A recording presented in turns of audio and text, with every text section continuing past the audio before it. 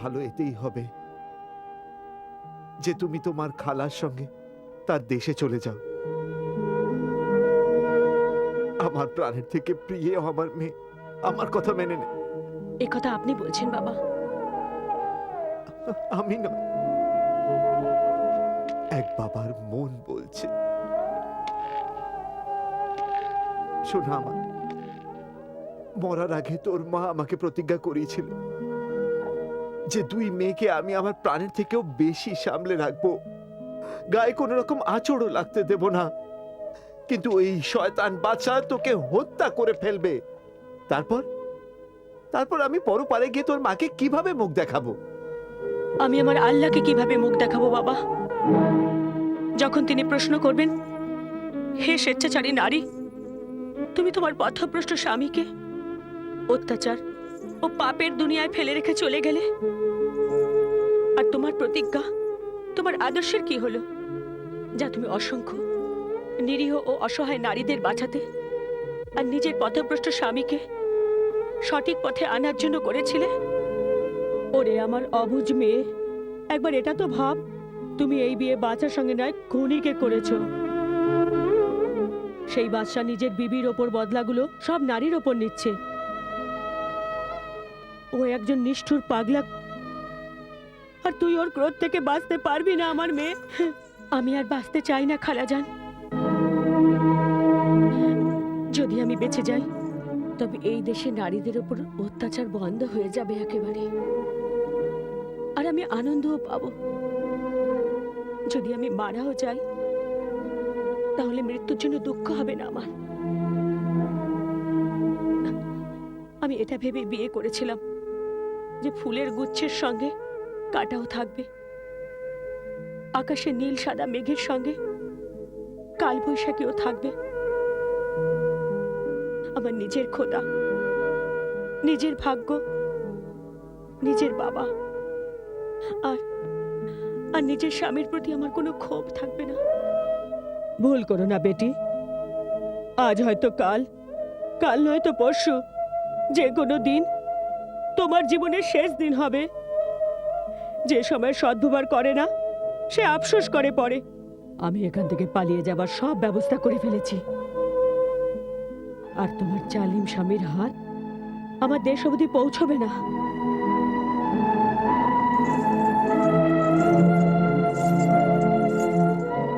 ধন্যবাদ খালাজান, আমি আপনার ভালোবাসাকে সম্মান করি। আপনি আপনার কর্তব্য করেছেন, বাবা বাবার কর্তব্য, আমি আমার কর্তব্য পালন করছি, আর খুনি নিজের কর্তব্য পালন করছে। প্রত্যেক ব্যক্তি নিজের জায়গায় দাঁড়িয়ে তার কাজ করে চলেছে, আর সর্বশ্রেষ্ঠ আল্লাহ মানুষে তৈরি করাই তামাশা দেখে যাচ্ছে। তাই শেষ বিচারের জন্য আপনি অপেক্ষা করুন। খুদা হাফেজ।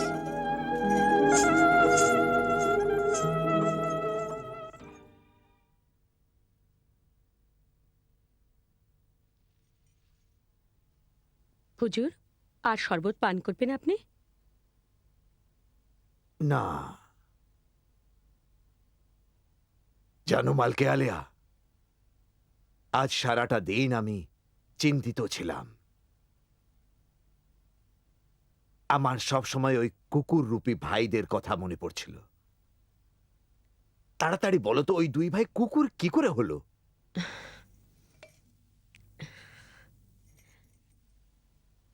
আলীজান, ওই সৎ মুসাফির প্রচন্ড সাহসের সঙ্গে জিনকে বলল, মহামান্য ক্ষমাদাতা পরোপকারী জিন, এদিকে দেখো, এই শয়তানের মতো কালো রঙের কুকুর দুটো আমার দুই ভাই। এরা দুজন আমার সেই বেঈমান ধোঁকাবাজ ভাই, যারা পবিত্র ফুলের মতো পবিত্র রক্তের সম্পর্ককে নিজেদের লোভ ও জালিয়াতির নোংরা ছুরি দিয়ে কেটে ফেলেছে। হৃদয়ের ক্ষত থেকে রক্ত ঝরে, হৃদয়েরই আঘাতে আমার সংসার যে উজাড় হলো আপনজনের কল্যাণে। আরে দুনিয়া বলে কসাই বড় নিষ্ঠুর মনের হয়, আর আমি বলি ওরা ধোঁকাবাজ হয় না, জালিয়াতি করে না। ও তো তার শত্রুদের বলে না যে আমি তোমার বন্ধু হই, ভাই হই। ও তো প্রথম থেকেই গলা বাড়িয়ে বলে আমি কসাই, তোকে জবাই করব। হে শাহী জিন, আমার নজরে কসাইয়েরও একটা আদর্শ আছে, কিন্তু ভাইদের নেই। এদের এরকম পরিণতি কিভাবে হলো তা তোমাকে বলবো। আমার আব্বা যখন মৃত্যুশয্যায় ছিলেন তখন থেকে এর শুরু হয়। একদিন উনি আমাদের 3 ভাইকে ডাকলেন। আমির আহমেদ,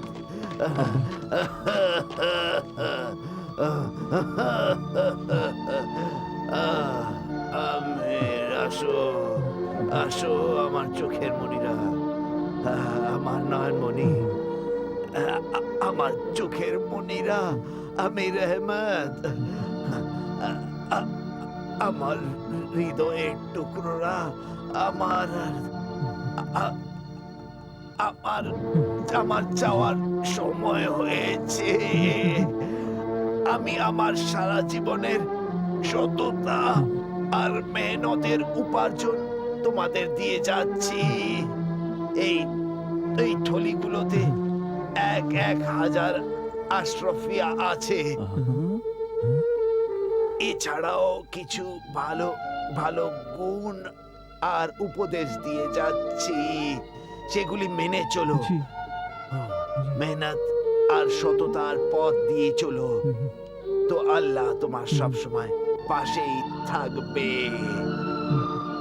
তোমরা প্রতিজ্ঞা করো, প্রতিজ্ঞা করো যে সব সময় তোমরা একে অপরের সাহায্য করবে।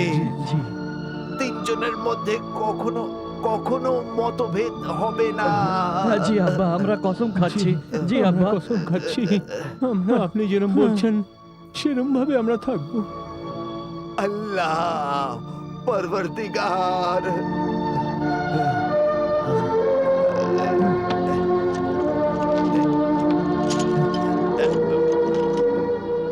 এই নাও, এই নাও আমির, এটা তোমার।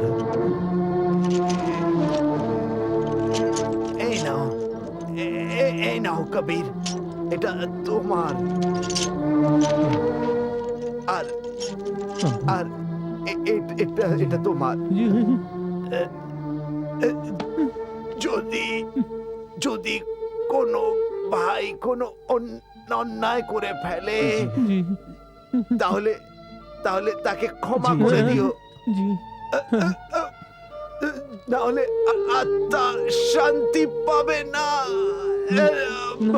লা ইলাহা ইল্লাল্লাহ মুহাম্মাদুর রাসূলুল্লাহ। আব্বা, আব্বা,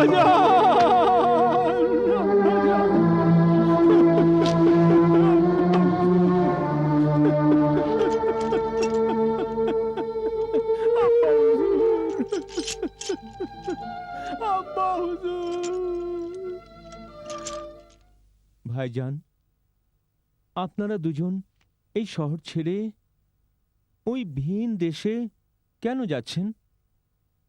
অন্য শহরে আমরা চামড়ার ব্যবসা করে অনেক টাকা কামাবো। আপনারা দুজন চাইলে আমার খেজুরের ব্যবসায় অংশীদার হতে পারেন। তোমার খেজুরের ব্যবসা ভারী সাধারণ ব্যবসা। আমাদের নাম আমির আর কবির। হ্যাঁ, আমরা নামেই নয়, পয়সাতেও আমির আর কবির হতে চাই। আল্লাহর দয়ায় আপনারা আমির ও কবির হয়ে উঠুন, কিন্তু এই গরিব ভাইকে ভুলে যাবেন না। আপনারা 2 ভাই ছাড়া আমার আর আছেই বা কে? আব্বাজানের পর আপনারাই তো আমার সবকিছু। আপনাদের 2 ভাইয়ের অভাব আমি সবসময় অনুভব করব। আলবিদা। আলবিদা। আলবিদা। আল্লাহ আপনাদের সহায় হন।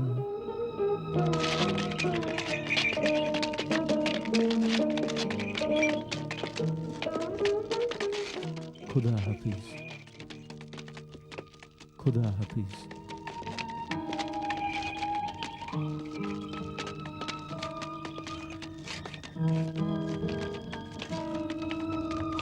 হ্যাঁ?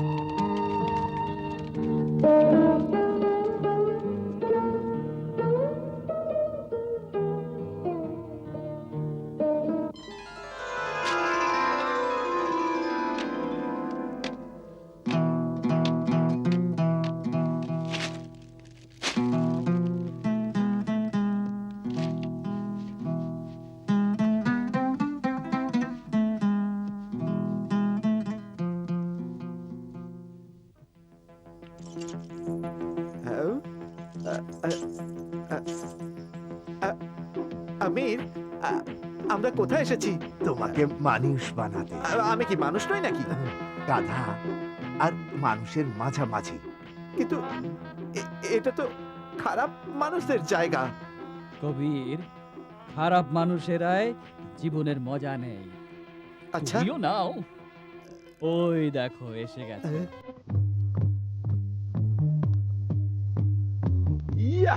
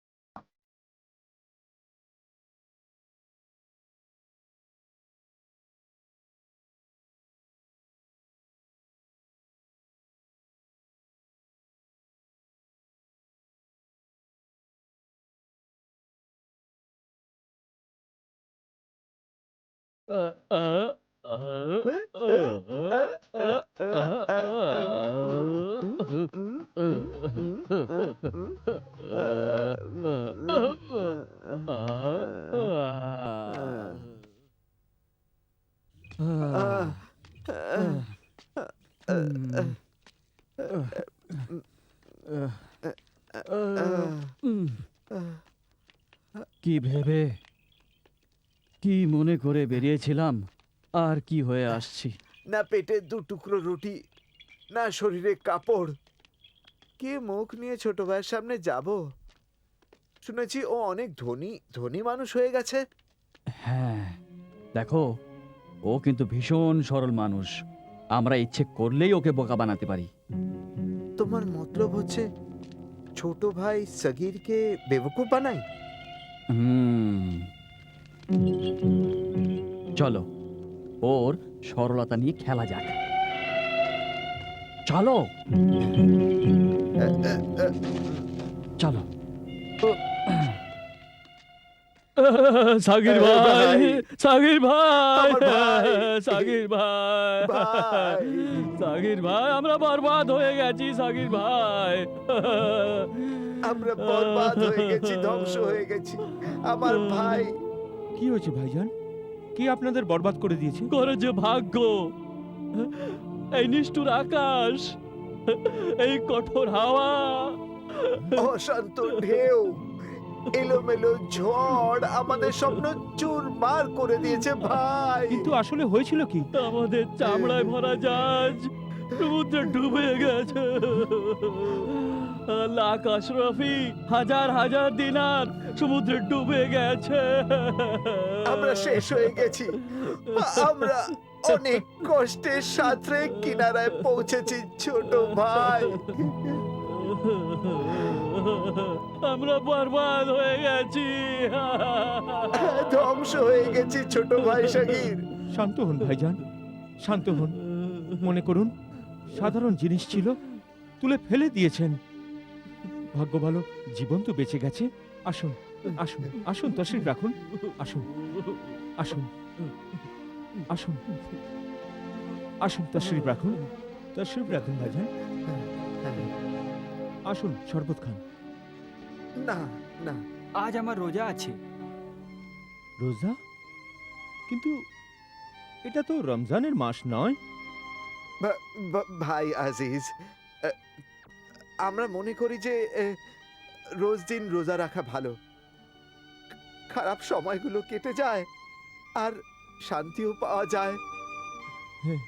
হে আল্লাহ, হে আল্লাহ, এ আমি কি শুনছি? ছোট ভাই বেঁচে থাকতে বড় ভাইরা না খেয়ে থাকবে? কসম সর্বশক্তিমান আল্লাহর, যতদিন আমি বড় ভাইদের বেঁচে থাকার ব্যবস্থা না করতে পারি, আমি এক মুঠো অন্ন স্পর্শ করব না। না না, আমরা কিছু নিতে আসিনি। কিন্তু কিন্তু আমারও তো কিছু কর্তব্য আছে ভাইজান। হ্যাঁ? একবার ভাবুন, আপনাদের দুজনের কষ্ট দেখে আব্বাজানের আত্মা কতই না কষ্ট পাচ্ছে, কত না কষ্ট পাচ্ছে। কাল রাতে আব্বাজান আমার স্বপ্নে এসেছিলেন, বলেছিলেন যাও তোমার ছোট ভাইয়ের কাছে যাও। আমি বললাম লজ্জা করছে। উনিই বললেন, আরে নিজের লোকের কাছে কিসের লজ্জা? হ্যাঁ, ঠিকই তো বলেছিলেন, হ্যাঁ, ঠিকই তো বলেছিলেন। হ্যাঁ, নিজের লোকের কাছে কেউ লজ্জা পায়? হ্যাঁ, আপনার এখানে বসুন, আমি একটু বাদে আসছি। আমি আসছি। হ্যাঁ।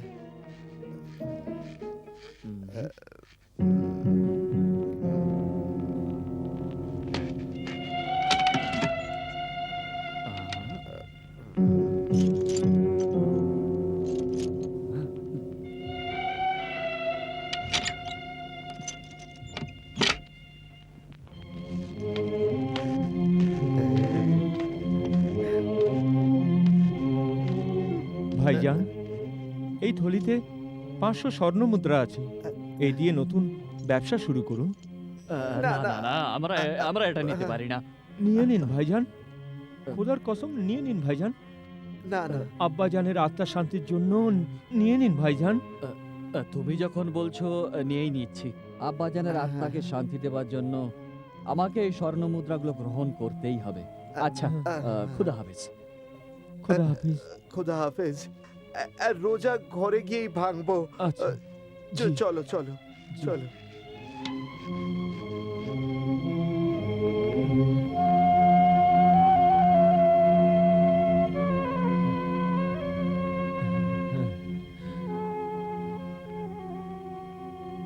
হে মালিক,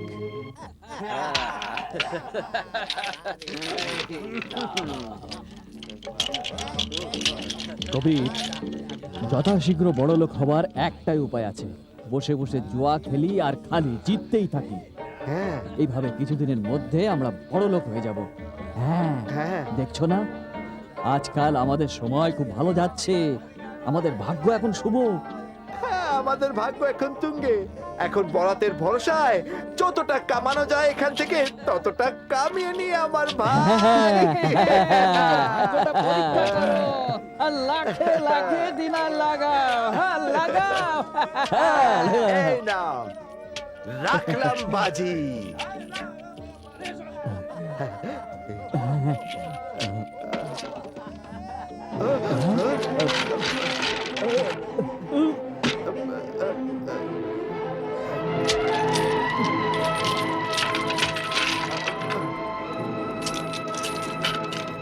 এইবার হবে, এইবার হবে, এইবার হবে।